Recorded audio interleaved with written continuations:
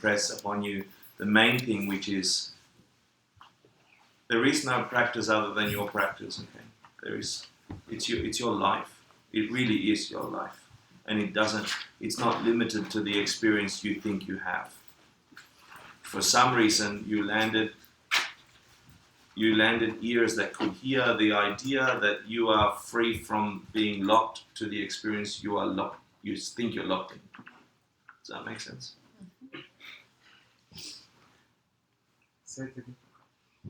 For some reason, you landed the eardrums that let you interpret, I'm playing with words, that let you interpret an idea that says you do not have to be locked into the state of being that you think you are locked in. Meaning, you're not just human and will always be human and can only be human in New York, in Manhattan, in whatever world you live in. The possibilities are endless, and those possibilities, they're endless. They're limitless. And they are dependent on the stuff you have in your stream of consciousness, in your mind. For real. Not as some fussy idea.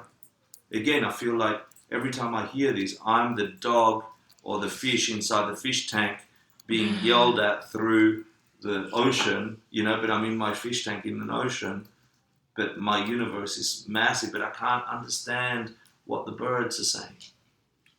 Yeah, it's like getting lost through the layers of water or something. There's a realm in existence that is conceived only through this narrow perspective, and your experience of self doesn't have to be what it is, even though what it is awesome at the moment, but it's temporary at the moment.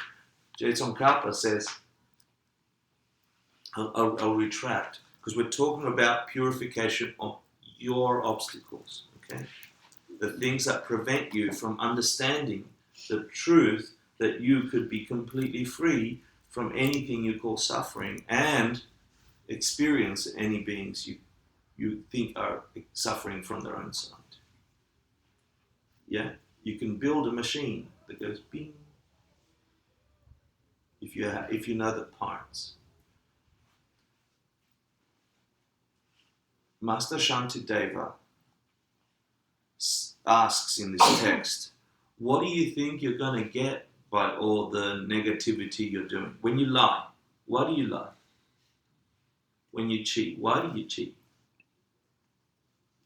When you covet, when you do a negativity to another creature, why do you do it? Why did you stand in front of your boss and say, I didn't do that, she did? Right? With your mind knowing you did it. Or twist words. Why? Why do we all do it? In some way you're still trying to get happy. You think you're going to get something, right? And then Master Shantideva goes, well, I've got you, right? What do you think you're going to get? Let's say you get the raise, you get a little bit of money. Let's say you get some food. Let's say you don't get embarrassed. Let's say you don't get whatever it is that you think you're going to get operating in the nominal way of things. That thing that you're going to get is going to die with you, if not before you. It'll disappear. It'll wilt. It'll be destroyed. Way before that thing you implanted in your mind to get it. That money that you think you got from lying didn't come from lying to begin with. You're ignorant of that. So he says, in not so many words, you're an idiot. You're exchanging a short-term fake gain, it's not even a real gain,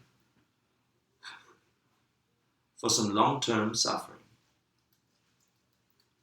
And then I add Tsongkhapa, and he says, so imagine all these things in your stream of mind, just preventing you from experiencing the possibility of freedom.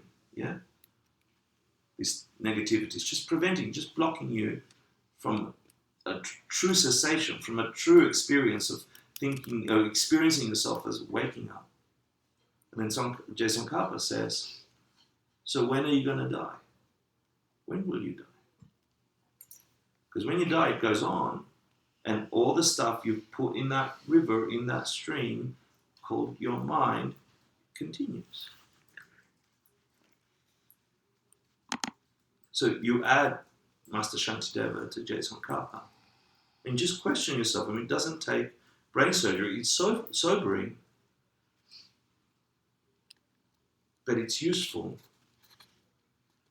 Because then if you are really operating with the thing that you get to keep. You see, you don't get to keep the extra money. You don't get to keep any of the stuff that we think we build here. You're not keeping it. The only thing you keep is the stuff you color your stream with. Okay? Now, because we're talking about purification, I'm talking about negativity. Don't beat yourself up and get guilty that, oh, we're also negative. Yes, we do notice our negativity. It's pretty negative to think that by hurting another, you're going to get something. This is the nature. We wake up to it. We get regret, intelligent. We jump to action. But at the same time, rejoice, meaning truly think of all the goodnesses you're dumping in that mind stream. And you've got them. Well, I tried to ignite them in your meditation. There's some resistance to our Western way of living, like, I'm not good enough. Nobody loves me. Right? Look, don't lie to yourself, but acknowledge your magnificence. Yeah, you're doing something with this mind and body of yours that is hoping for this machine that has been. That's it. This, whatever you do, whatever it's a half prostration or a partial meditation, or it's a helping hand, or an understanding, a questioning, whatever you do in the way that in your mode, in your dance, rejoice in it. It's a goodness. We are mostly conditioned not to do these things, just to do the other things. So don't mistake that we're talking about purification and then focus on the downers. Don't ignore the downers. Be aware. You don't know when you're dying. So my challenge, my question to you is, if I remember this class, go home and purify.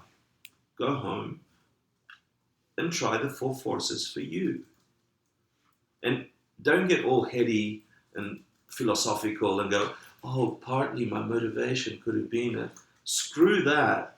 Get to the hardest or most obvious, shittiest part of you that keeps blocking you. Stop procrastinating about it. You don't know when you're going to stop being this and have to continue suffering the causes of that. Just get rid of it. Just sit there, go through the four forces. If you have to review it, go on, review it, and go pick that thing that makes you shitty you, that you don't want to be that. And just stop it. You have the capacity. It's not like brain surgery. It's like if you get the pieces, put the pieces together, you get the result. Don't philosophize about the IKEA catalog.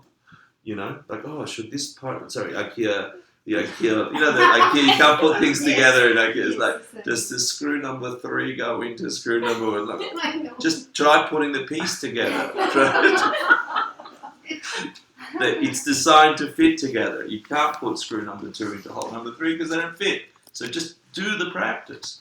Pick the one main thing, the 2 main things, and just for a week, make it your business. So don't overcrowd your practice. You come to class, you study books, you go to lamas, you do all these things, you do meditations, you are condensing 2,500 years of wisdom, and you're trying to cram them into an already busy New York life. Just get serious about one thing, do it really, really well, and the first thing you should do is purify. Get rid of the stuff that's blocking you. So just pick it for you. Whatever it is, get real. And if you've got a Dharma friend, if you've got a dear Dharma friend, not a bullshit Dharma friend that says all nice things to you all the time, a real one that calls you on your crap, go to them and say, I'm struggling with this. I did these things last time. I'm going to work with it. Like, build connections with each other and then entrust each other with that. That'll expose you. That'll make you not do it. Yeah, or go to, if you're fortunate enough to have a holy teacher, go up to them and vomit out your horribleness and say, I promise to fix it. And then try, and then try, and then try, and then try, and then try. Because if you remove the first big boulder on your road to this thing, this perception, this wish, if you remove the first big boulder, you make vast distances. It's a huge thing you're removing. So what if it takes you 3 weeks? What if it takes you 4 weeks? Bloody do it. What else are you going to do? Don't overcrowd your practice. Pick one simple, clean practice. Dedicate yourself to it. If you've got any other commitments, do your commitments minimal or whatever you need to do to keep your commitments, like your book, like if you have a sadhana, whatever. But get real about it. There isn't. Listen to Tsongkhapa, Jay Tsongkhapa. When will you die? Ask yourself that. When will I die? And when I die, what do I take on? It's not the benefit from the job. Nobody died regretting the promotion. Nobody died regretting going, I didn't make the deal for that, I don't know, whatever business you're in. You regret doing the shitty things to each other. We hurt each other. Those are the ones you regret. You regret. You don't say, I wish I signed the Coca-Cola deal. You hurt each other. Stop it. Just stop it. Whatever you do to hurt. And that's it. I mean, that's the practice. That's the purification. We'll go through them better next week. We'll go in more detail on the other. There's some instruction there. Do whatever you need to do. Whatever you have. Do it. For you. For you. And then the world you project. Please. Yeah. Okay. Your life depends on it. Let's dedicate and then make offerings and then dedicate. Sashi Bukir Jishin Metoptram Rirav Lingshir Nindegam Padi Sangha Shindu Mite Guargi Dropun Nanda Shinatu Parsho Idam Guru Ratna Mandala Kam Nimyasayami Girwa Diga Okun Sunam Yashe Sok Sok Shin Sunam Yashe Lejun Wei Nampa Kuni Topa Sho.